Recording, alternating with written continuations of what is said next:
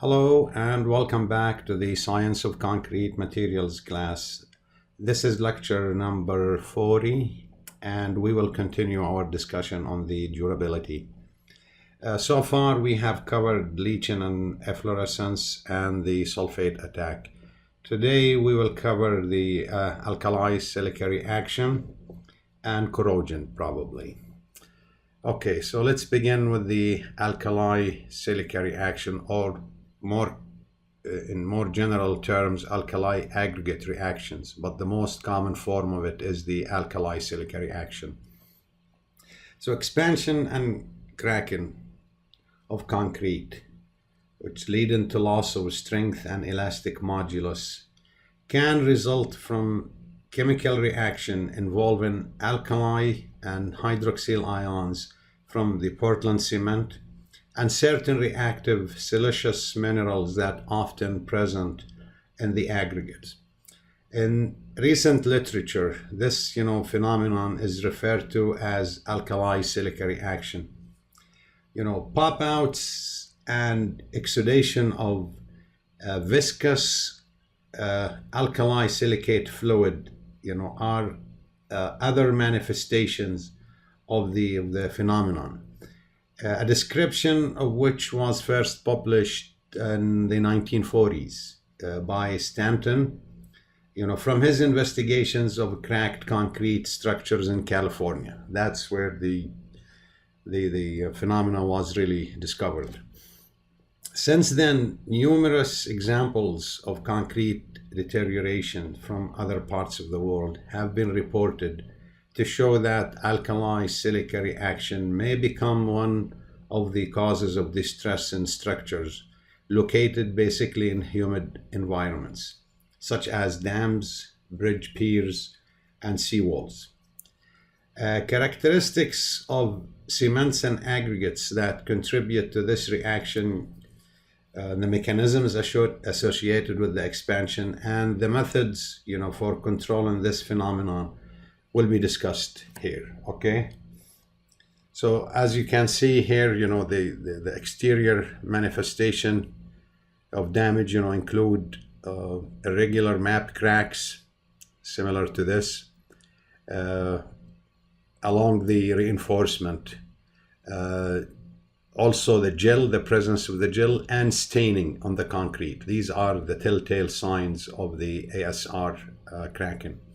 Also, as I said, expansion, loss of strength and stiffness, increased permeability, and possibly premature failure of the concrete structures. Okay. So what are the requirements for the ASR, or alkali silica reaction, to occur? Depending on the alkali content of a cement, the pH of the pore fluid in normal concretes is generally in the range of 12.5 maybe to 13.5 or 13.8. This pH represents a strongly alkaline fluid, which acidic rocks composed of silica and siliceous minerals do not remain stable on long exposure to high pH. Okay, so basically the first requirements for this to occur is the high pH, which always present, as we said, in the concrete by nature. So basically this is the concentration of the hydroxyl ions. These are the presence of some other alkalis, but nonetheless the high pH always there. And as we can see, due to this high pH, this graph here shows the solubility of the silica as function of the pH. As the pH increases, the solubility of this certain types of silica, or this reactive silica, or certain types of silica rocks, the solubility will increase. Okay, so again, the second requirement is the presence of the alkali metals like the potassium and sodium. This typically present in the cement. So raw materials used for the Portland cement clinker manufacture are the source of the alkalis, in the cement, which typically range from 0.2 to 1.5%, reported as this value, the Na2O equivalent, okay, which equals to this, okay. So both laboratory and field data from several studies in the United States show that Portland cement containing more than 0.6% of the equivalent Na2O, when used in combination with an alkali reactive aggregate, can cause significant expansion due to alkali aggregate reactions, okay? That's why really the ASTM C150 and the designated cement spare ASTM C150 impose a limit of the Na2 equivalent, this value right here, the Na2O equivalent of 0.6% or less, okay? These are designated as low alkali cements, okay? With higher value, higher than 0.6, will be considered high alkali cements. Of course, when there's the potential for alkali aggregate reactions, the value has to be less than 0.6. In practice, with ordinary concrete, alkali content of 0.6% or less is usually found really insufficient to cause damage to the alkali aggregate reactions, okay? So irrespective of the type of the reactive aggregate. With concrete mixtures containing very high cement content, even less than 0.6% alkaline cement may be harmful in some cases. Also, maybe in investigations in other countries like Germany and England have shown that if the total alkali content of the concrete from all sources, not just cement, is below 3 kg per cubic meter, the deleterious expansion does not occur, okay? So the limits not only to be imposed on the cement, but also on the total alkali content of the concrete as a whole. So as we mentioned, the presence of both the hydroxyl ions and the alkali ions, alkali metal ions, appear to be necessary for the expansive phenomena, okay? Due to the large amount of calcium hydroxide in the hydrated Portland cement paste, as shown here, okay?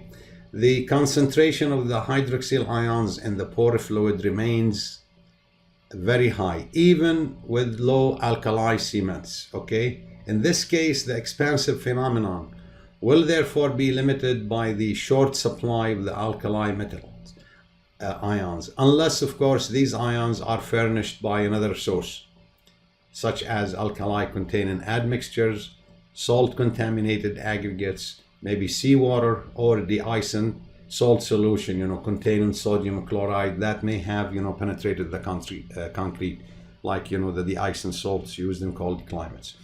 Okay, so the second requirement is the presence of the alkali metals. We said, the high pH and the presence of the alkali metals. This alkali metals we can control by controlling the alkali contents of the ingredients of the concrete. Okay, so in regard to the alkali reactive aggregates, depending on the time, temperature, and particle size, all silicate or silica minerals, as well as silica in hydrous or amorphous form, hydrous form like opal, or the amorphous form like the obsidian or silica glass, can react with the alkaline solution. Although a large number of the minerals react only to an insignificant degree, okay?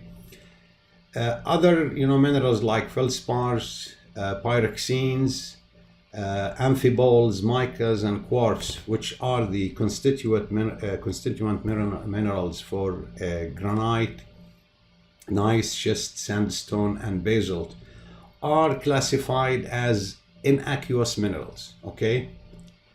Opal, obsidian, cristobalite, tridymite, chert, andesite, rhyolites, and strained or metamorphic quartz have been found to be alkali reactive in, this decrease in orders, what I just mentioned, okay?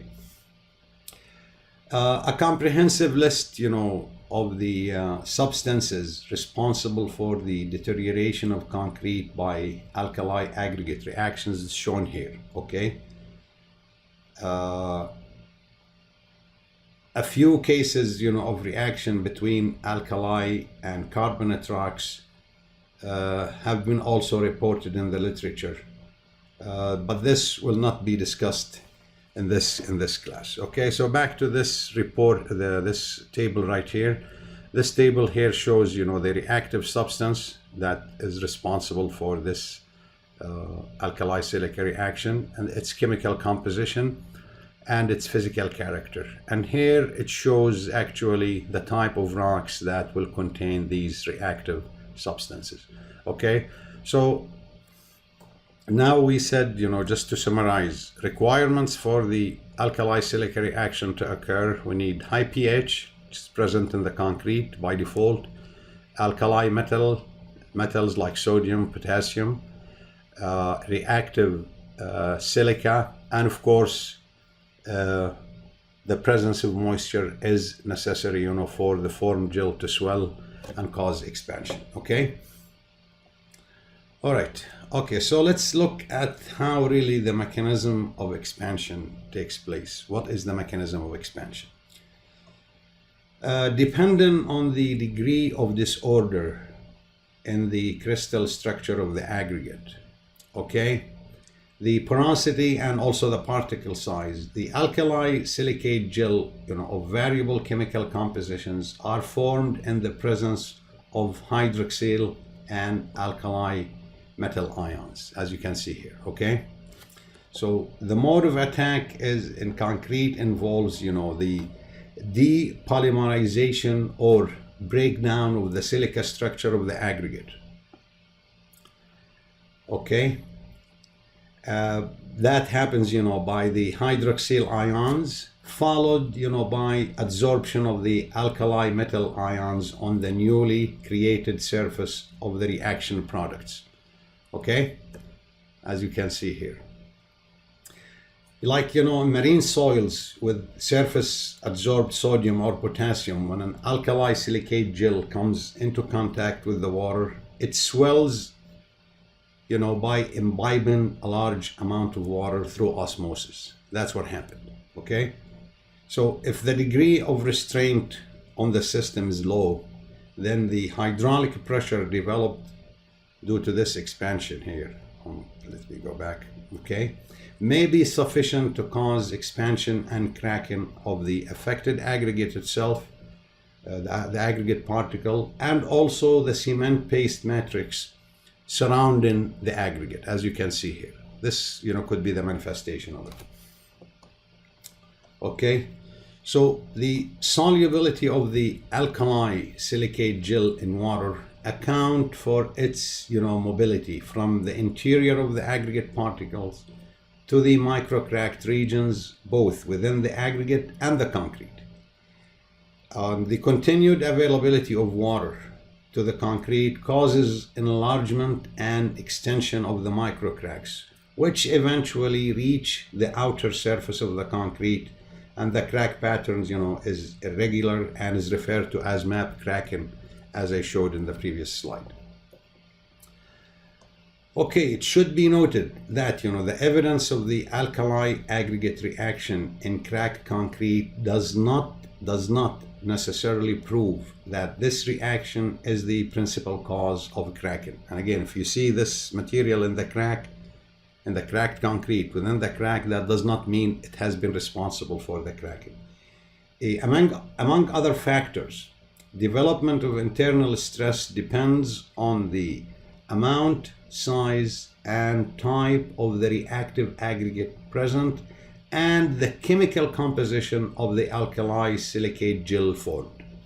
All right, So when a large amount of the reactive materials is present in a finely divided form, meaning under 75 microns, there may be considerable petrographic evidence of the alkali-silica reaction, yet no significant expansion, okay? So its presence does not mean it caused the expansion.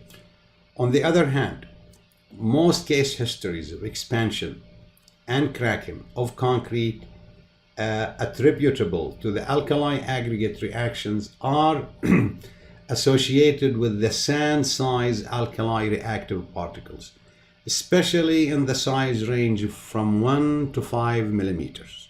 Okay, so you just have to be aware of these distinctions. Also, satisfactory explanations for these observations are not available, due to simultaneous interplay of many complex factors, okay? However, a lower water absorption tendency of alkali silica gels with a higher silica to alkali ratio and the relief of the hydraulic pressure at the surface of the reactive particle when its size is very small may partially explain these observations. Okay, that's something just you need to be familiar with. So just the point is the presence of the alkali gel, of the alkali react, or the gel, the silicate gel within a crack or within the vicinity of the crack, that, like I said, does not prove that the alkali silica reaction has been responsible for the cracking or the deterioration. There has to be more thorough investigation to rule out other causes, okay? Okay, let's see how to control the expansion or how to prevent the alkali silica reaction. From the foregoing description, or the discussions, and the mechanisms underlying the expansion associated with alkali aggregate reaction, it may be concluded that most important factors influencing the phenomenon are the alkali content of the cement and the cement content of the concrete, because more cement means more alkali.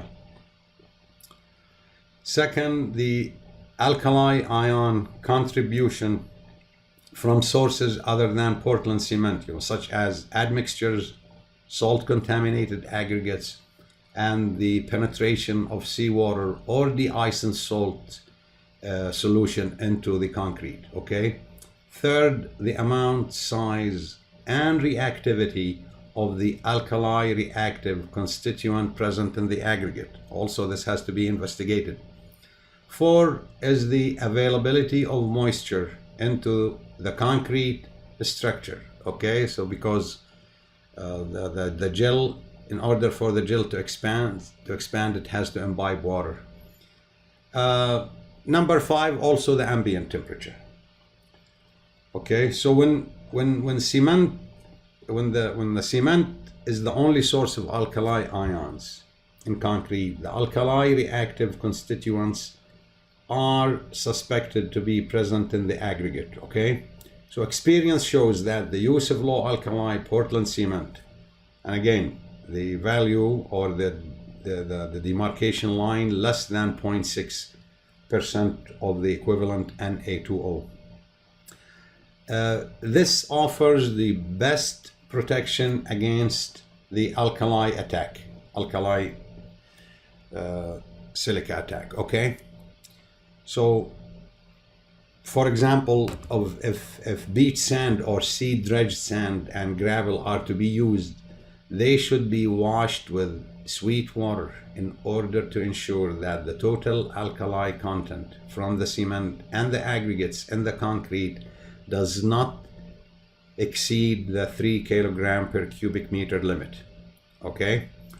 If a low alkali Portland cement is not available, the total alkali content in the concrete can be reduced by replacing a part of the high alkali cement with other, cementitious or pozzolanic admixtures, such as slag, volcanic glass, calcined clay, fly ash, or silica fume. Any of the cementitious or mineral admixtures we discussed before. So that will reduce the alkali content automatically. It should be noted also that, similar to the well-bound alkalis in most feldspar minerals, for example, the alkalis present in slag and natural pozzolans are acid soluble and probably are not available for reaction with aggregate. And again, the solubility of the alkali is a different subject. I did not get into it here, but I'm just mentioning it here for just to be aware of it. Okay. Also, in addition to reducing the effective alkali content, the use of pozzolanic admixture results in the formation of less expensive alkali silicate products with a high silica to alkali ratio. Okay. So, for example, in Iceland, only alkali reactive volcanic rocks are available for use as aggregate. And the cement raw materials are such that, only high alkali Portland cement is produced. I mean, sometimes you live in a very challenging situation. Your locale does not have the luxury of having the materials that fit the bill always. So this problem has been, satisfactorily resolved by blending all Portland cement with approximately 8% silica fume, or, we talked about silica fume before, in order to overcome this limitation, okay? Also, when with mildly reactive aggregates, another approach for reducing concrete expansion is basically to sweeten the reactive aggregates, with a 25 to 30% limestone or any other non-reactive aggregates. I mean, if the material is available. When this is, again, economically feasible and the material is readily available. And finally, it should be remembered that subsequent to or simultaneously with the progress of the reaction, the availability of moisture to the structure is essential for the expansion to occur, okay? So consequently, if the access of water to concrete is prevented by prompt repair of any leaking joints or anything of that sort, then the deleterious expansion may never occur. Okay, so now the reason we are discussing this to know what is required for the reaction to occur and cause damage and to prevent it. That's really the point, okay? So just to summarize again how to prevent or the alkali silica reaction: avoid high alkali content, use low alkali Portland cement. If not available, if we do not have that luxury, for example, reduce the alkali content in the concrete as a whole to this limit, 3 kilogram per cubic meter. And that could be done, by partial replacement of the cement with low alkali mineral admixtures. Avoid reactive aggregates, the amorphous silica. The control of the access of water to the concrete, and basically also using the supplementary cementitious materials to improve the density of the matrix and reduce permeability. And I mean, if we cannot achieve the objective by following these steps right here, there are also some available admixtures. If you remember during the talk about the chemical admixtures, we could use lithium containing chemical admixtures that actually will prevent the reactive or the reaction from taking place and eventually damaging the concrete. Okay.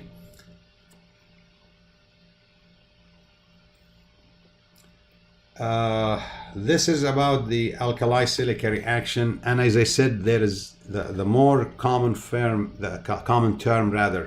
is the alkali aggregate reaction. We have another reaction that actually involves carbonate rather than silicate. So dolomitic limestone, which has this chemical makeup, calcium carbonate or magnesium carbonate, these type of aggregates, can react also with alkalis, resulting in the loss of bond strength and cause microcracking.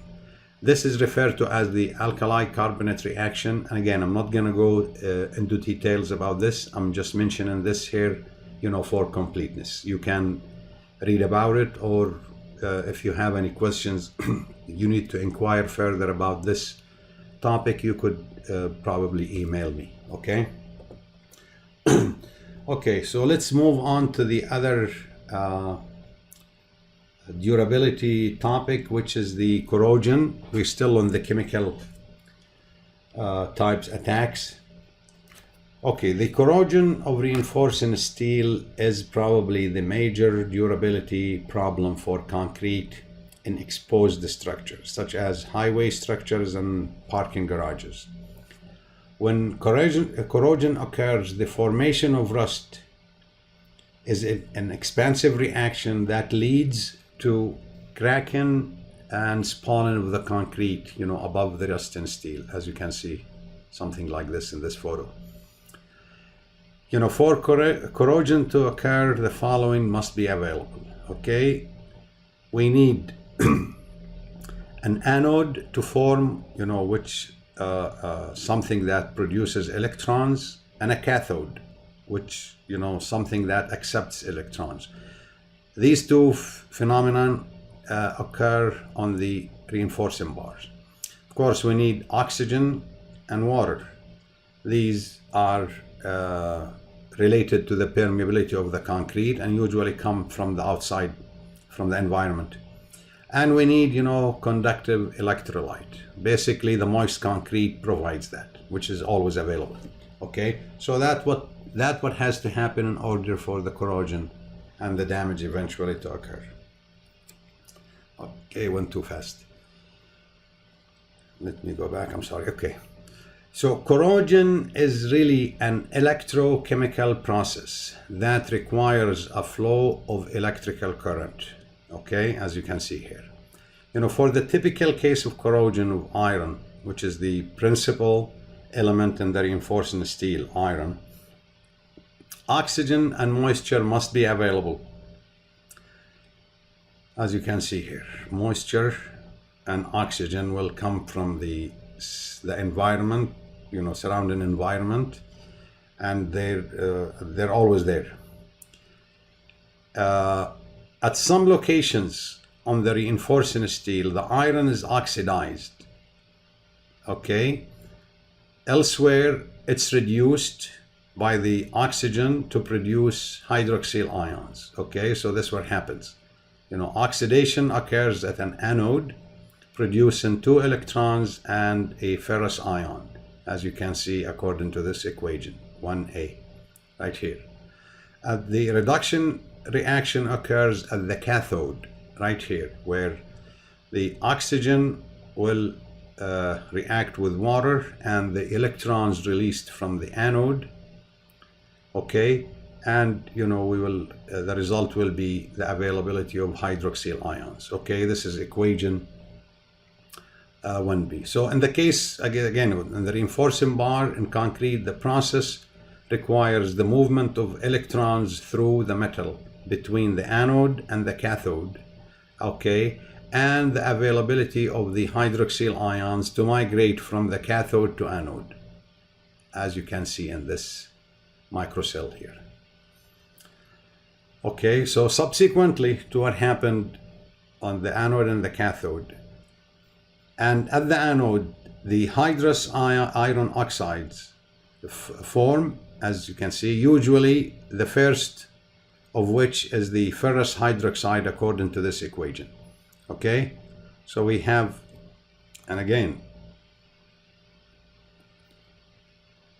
with the hydroxyl ion, we have the ferrous hydroxide. So the spontaneous oxidation of the ferrous hydroxide to hydrated ferric oxide, which is the rust, occurs rapidly as follows. Okay, so this is what happened. and this is the result. We get, you know, the hydrated ferric oxide or the rust. Okay, so the ferric rust is responsible for the large volume increase that cause cracking and spalling.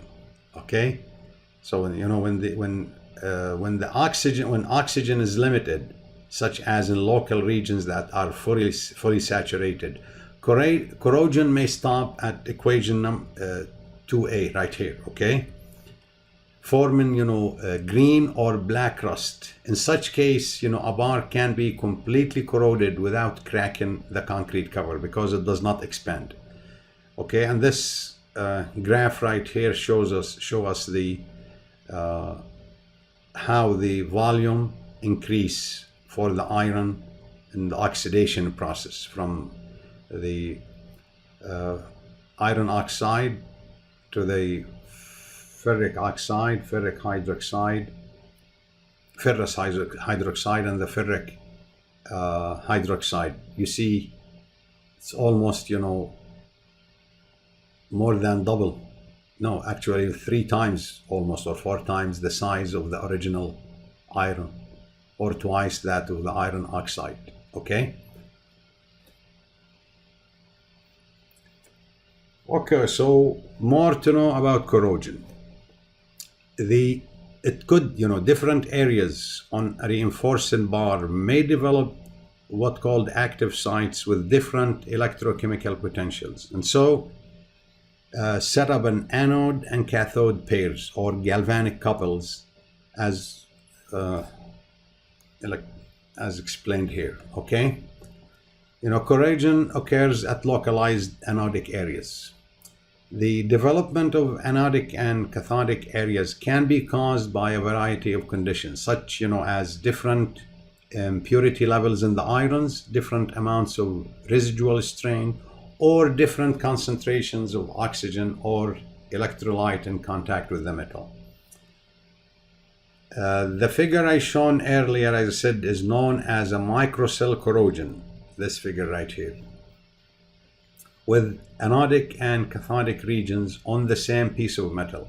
So in many concrete structures, you know, macrocells also may develop, as, you know, differences in environment can cause entire layers of steel to become anodic, for example, the top mat, or cathodic, the bottom mat, for example.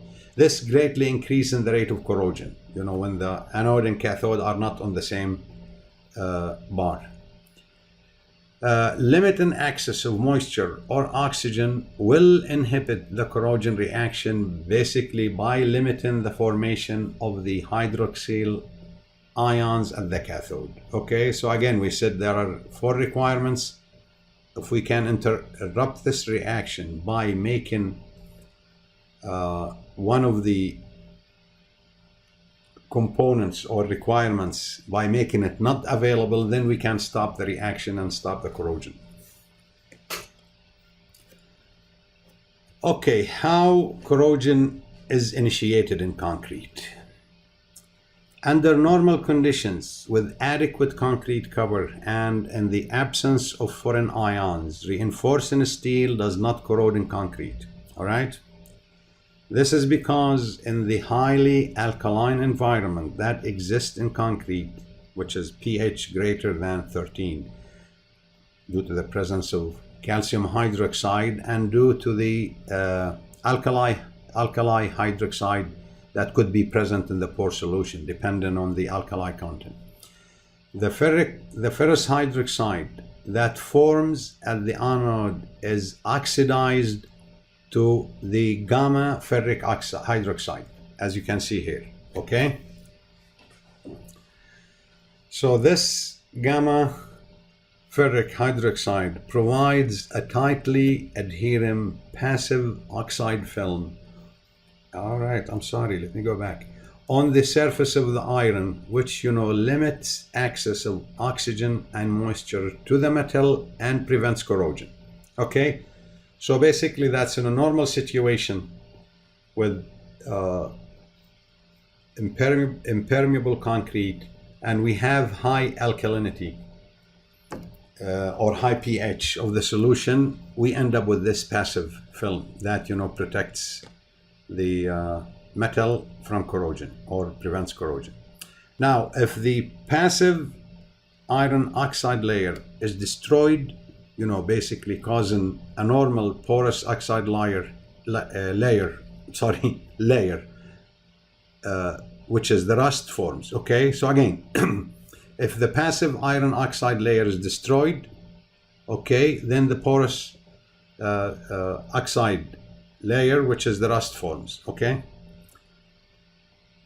so why the passive iron oxide layer, I'm sorry, I keep just mispronouncing this, layer is destroyed, which is the passivation of the layer. Why?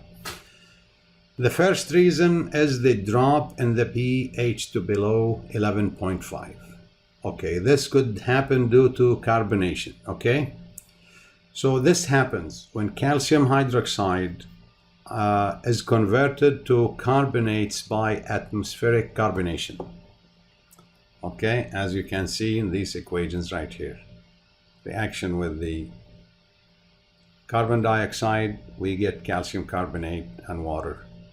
And also it could happen due to this reaction or this reaction.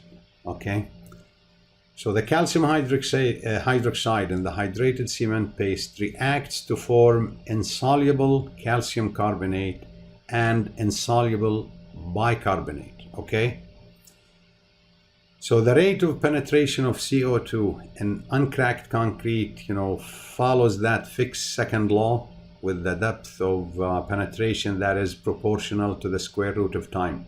We talked about this before. This can be prevented or mitigated by reducing concrete's permeability. And again, we go to the permeability. So by providing adequate cover, you know, depending on the exposure conditions, there are certain minimums of the covers that has to be provided if you check with ACI 318, or prevent cracks that allow the penetration of CO2, even when the adequate cover is provided. Okay, so again, provide adequate cover, prevent cracking in order to prevent CO2 from entering the concrete. Also, the use of pozzolans. It reduces, you know, reducing permeability and diffusion of oxygen and water is key. Okay, using pozzolans such as silica fume, even with reduced alkalinity, concretes perform well due to reduced permeability. Okay, the reduced permeability makes up for the drop in alkalinity. So just remember here, when we use supplementary cementitious materials such as slag, fly ash, or silica fume, we consume calcium hydroxide. Consuming calcium hydroxide means the pH dropped, and again, which a situation that favors corrosion. But the increased or the reduced permeability resulting from such use will actually make up for the drop of alkalinity by preventing oxygen and moisture from entering the concrete. Okay, so again, why the passive iron oxide layer is destroyed. And again, we said carbonation. The second cause could be chloride ions. Chloride ions have that special ability to destroy the passive oxide film on steel, even though at high alkalinities. And again, this is another problem. So this problem occurs due to the formation of a soluble iron chloride complex that result in the deposition of loose porous rust and release of the chloride to continue the attack, as you can see in these equations. Okay, so this happens even with the high alkalinity. All right, so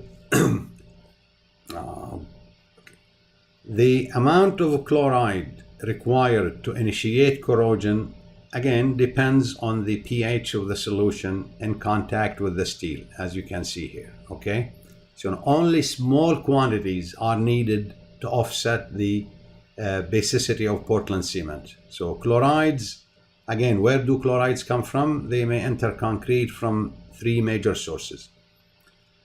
It could be through an accelerating admixture such as calcium chloride. That's why this is really almost prohibited in most concrete applications. The ice and salts in cold climates, and salt spray in coastal regions. And again, if you have, for example, worked in the repair or rehabilitation of structure on coastal regions, these houses on the beach, you would have seen this problem, in play. You would have seen, and you would have appreciated that. Okay, so, and again, back to this figure, this is the effect of chloride and pH in the liquid phase, on the corrosion of steel reinforcement. Okay, so basically, as we said, as in this region, no corrosion occurs. And again, when the chloride ion to the hydroxyl ion larger than 6, corrosion occurs. Okay, so as I said, it doesn't take really, it only takes a small quantity to offset the basicity of Portland cement in order to initiate or make the conditions conducive for corrosion. Okay. So again, how to protect against corrosion?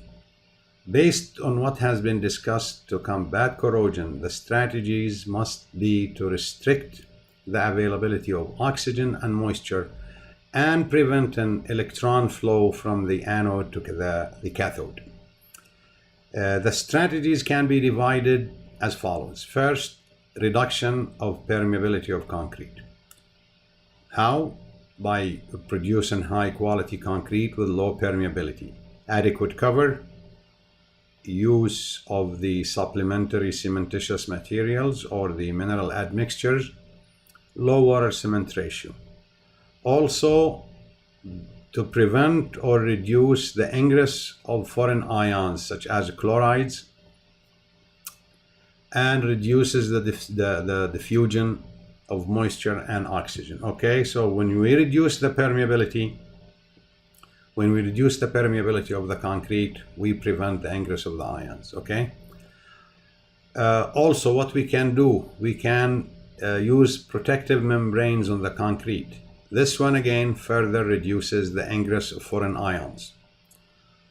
Also, what we can do, basically provide protective coatings on the steel, maybe such as epoxy coating on reinforcement. This epoxy coating, what it's supposed to do, it prevents the formation of anodes and cathodes. So by this it will suppress the electrochemical process. But be careful.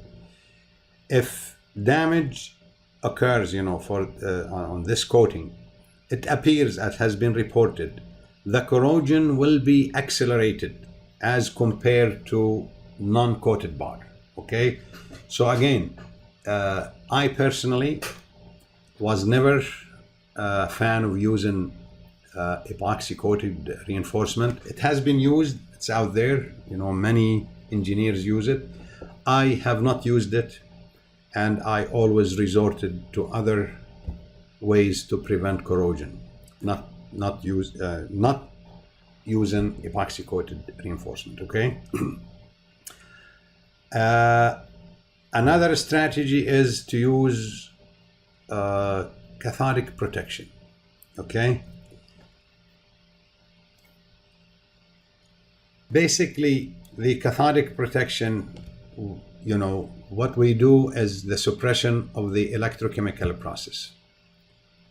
The cathodic protection, what we do, we provide sacrificial anodes. Okay, basically another metal such as magnesium, zinc, okay, to act as an anode.